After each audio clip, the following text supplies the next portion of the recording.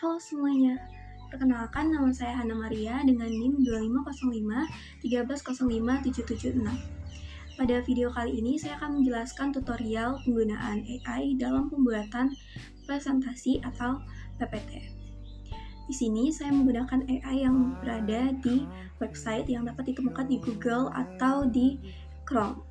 Dan untuk materi presentasinya, saya tidak akan mengetikkan materi yang akan saya cari di prompt, namun saya telah menyediakan materinya sendiri, jadi saya akan langsung mengupload file ke AI tersebut. Jadi saya akan menjelaskan tutorial penggunaan AI tersebut dalam pembuatan PPT secara otomatis.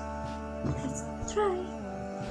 Baiklah teman-teman, di sini kita langsung masuk ke video tutorialnya. Kita akan menggunakan AI dalam pembuatan PPT yang ada di website. Jadi teman-teman bisa langsung klik Google Chrome-nya, lalu mengetik gamma.app. Setelah itu, teman-teman akan diarahkan untuk login. Setelah login, tampilan berandanya akan seperti ini. Lalu, teman-teman bisa klik Create New AI yang ada di pojok tengah atas. Setelah teman-teman klik Create New AI, teman-teman bisa lihat ada 3 option. Dengan option yang pertama, Paste in Text, teman-teman di situ bisa menempelkan catatan teman-teman yang akan dibuat ke dalam presentasi. Dan option yang kedua adalah Generate, yang dimana teman-teman bisa mengetikkan prompt dengan memberikan instruksi kepada AI untuk mencarikan materi presentasi teman-teman, dan presentasi akan dibuat secara otomatis dalam beberapa detik. Dan selanjutnya ada option yang ketiga, yaitu import file atau URL, yang dimana teman-teman ketika memiliki materi, teman-teman bisa mengupload file atau URL. Nah, di sini saya sudah memiliki materi, jadi saya akan langsung mengklik yang import file or URL. Setelah mengklik import file or URL, teman-teman akan diberikan 3 option lagi. Yang pertama adalah upload file. Jika teman-teman memiliki file, teman-teman bisa langsung klik upload. Dan selanjutnya adalah drive. Jika teman-teman filenya dalam berbentuk drive, teman-teman bisa klik yang option yang kedua. Dan option ketiga, jika dokumen teman-teman dalam bentuk URL, teman-teman bisa menempelkan link URL tersebut. Dan karena di sini saya sudah memiliki filenya, saya akan mengklik yang upload file. Ketika sudah mengupload file, teman-teman bisa klik open dan menunggu loadingnya. Lalu teman-teman bisa klik yang bagian presentation, lalu klik bagian continue. Setelah itu teman-teman akan diarahkan, teman-teman bisa melihat teks materi teman-teman, dan teman-teman bisa menghapus bagian mana yang ingin dihapus atau tidak diperlukan. Di sini saya ingin menghapus daftar pustaka saja. Nah, di teks konten teman-teman bisa memilih apa saja. Di sini ada yang minimal, yang dimana itu berupa poin-poin saja dalam presentasinya, dan ada concise yang berupa ringkasan, dan detail yang dimana isi PPT teman-teman akan ditulis detail, dan ekstensif yang dimana PPT teman-teman akan ditulis lebih detail lagi, lebih spesifik. Nah, di sini saya akan memilih yang concise saja, yang ringkas. Selanjutnya teman-teman bisa klik bahasa yang teman-teman inginkan. Nah, di sini saya ingin menggunakan bahasa Indonesia. Dan selanjutnya adalah visual. Teman-teman bisa memilih visual mana saja untuk menjadi latar belakang atau template-nya. Tinggal diklik yang view more. Setelah itu teman-teman pilih sesuai selera latar belakangnya. Setelah ditemukan yang teman-teman suka, teman-teman bisa klik select theme.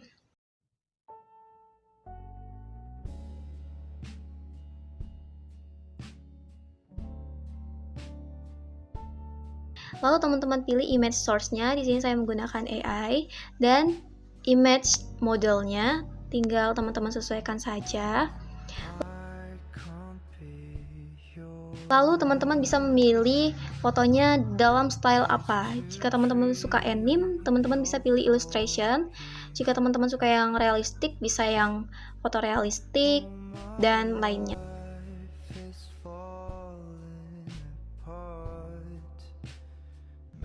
Lalu di sini ada tulisan 10 cards, yang dimana itu hanya membatasi 10 kartu saja atau 10 slide. Lalu teman-teman bisa klik yang generate dan menunggu AI-nya memproses materi teman-teman untuk membuatkannya ke dalam PPT. Teman-teman bisa menunggu proses generate AI-nya dalam beberapa detik saja. AI-nya akan langsung membuat PPT-nya secara otomatis. Nah, ini sudah selesai. Saya ingin menghapus file yang ini.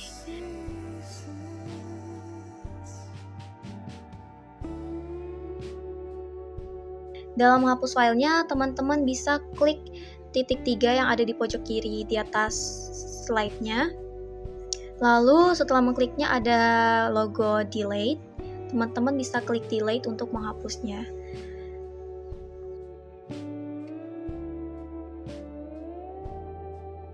Nah, di sini teman-teman bisa melihat kan kalau ukurannya di Gamma AI ini sangat berbeda-beda, ada yang besar dan ada yang kecil. Teman-teman bisa sesuaikan dengan klik agen yang di atas. Lalu setelah itu teman-teman ketikkan instruksinya. Setelah itu klik enter.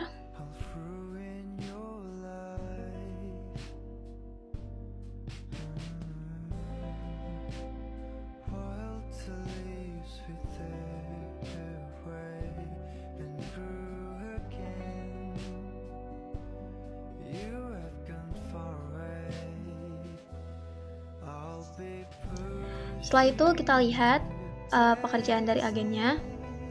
Namun tampaknya agen ini memberikan ukuran yang sama, tidak ada yang berubah ya teman-teman.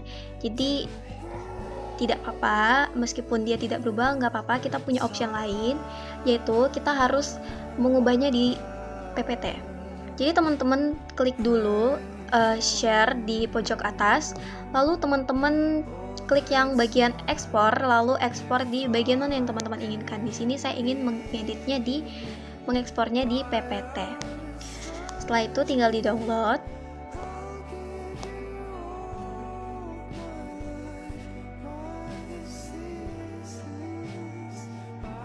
Setelah teman-teman buka di PPT, teman-teman bisa lihat bahwa ukurannya itu sama, padahal di Gamma AI tadi ada yang besar, ada yang kecil kan. Kita lihat di hasil Gamma AI-nya, filenya itu sama ukurannya, namun tulisannya sangat kecil, jadi tidak mungkin kita akan menampilkan presentasi dengan ukuran sekecil ini. Jadi teman-teman bisa mengedit ukurannya dengan font dan ukuran yang teman-teman inginkan. Di sini saya bisa mengeditnya dengan mudah. Kita tinggal klik Ctrl A saja, lalu klik bagian fontnya. Saya di sini memilih font Times New Roman, baru klik ukuran fontnya berapa. Di sini saya klik 28 saja terlebih dahulu. Setelah itu saya akan memboldkan judul-judulnya, judul-judul besarnya, dan untuk judulnya saya akan memberikan ukuran 40, sedangkan tulisan biasanya 28. Nah, di sini teman-teman bisa lihat bahwa saya sedang merapikan PPT-nya. Sini tinggal dirapikan saja PPT-nya dengan shortcut yang Ctrl A tadi. Itu sangat memudahkan pengerjaan teman-teman secara cepat, yaitu dengan mengubah ukuran fontnya dan font apa yang teman-teman inginkan, serta membuat judulnya menjadi bold gitu. Setelah itu, jika sudah, teman-teman bisa lihat bahwa PPT-nya sudah lebih baik daripada yang sebelumnya. Jadi inilah hasil PPT-nya, lebih simpel, lebih mudah, lebih bagus daripada sebelumnya. Jadi pembuatan AI tadi tidak 100% langsung sempurna ya teman-teman. Kita harus merapikannya juga secara manual.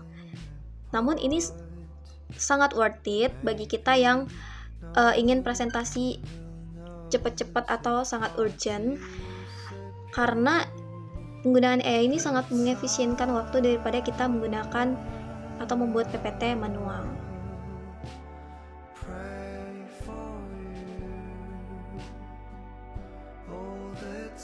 Oke teman-teman, segitu saja video tutorial dari saya. Saya harap teman-teman dapat mengerti penjelasan tutorial dari saya.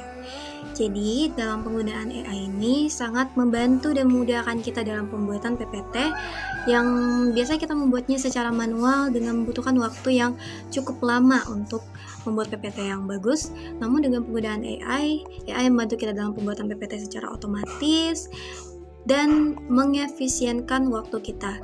Namun harus kita perhatikan bahwa penggunaan AI ini harus dengan kendali kita. Misalnya kita tidak bisa memberikan AI untuk membuat PPT begitu saja, kita harus merapikannya.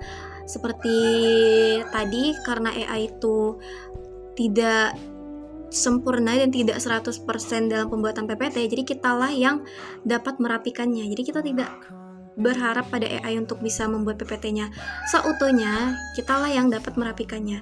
Namun dalam merapikan ini tidak memakan waktu yang lama, dia hanya memakan waktu cukup sebentar, seperti merapikan font, ukuran, dan tata letak tulisannya agar lebih bagus lagi. Nah, teman-teman harus memperhatikan bahwa penggunaan AI ini harus pada waktunya. Jadi kita membutuhkan AI cukup saat kita urgent saja, saat dalam keadaan mendesak, kayak misalnya tiba-tiba disuruh presentasi. Jadi penggunaannya pada waktu yang urgent saja. Dan kalau misalnya teman-teman diberikan tugas, hendaklah membuat tugasnya di lain-lain waktu. Jangan menyerahkan semua tugas teman-teman ke AI, karena tetap kitalah sebagai pelaku utama dalam aktivitas kita sehari-hari, dan jangan menggunakan AI sebagai pengganti kegiatan kita. Sekian dari saya, mohon maaf jika ada kesalahan dalam penjelasan ataupun pengucapan. Saya pamit mundur diri. Terima kasih.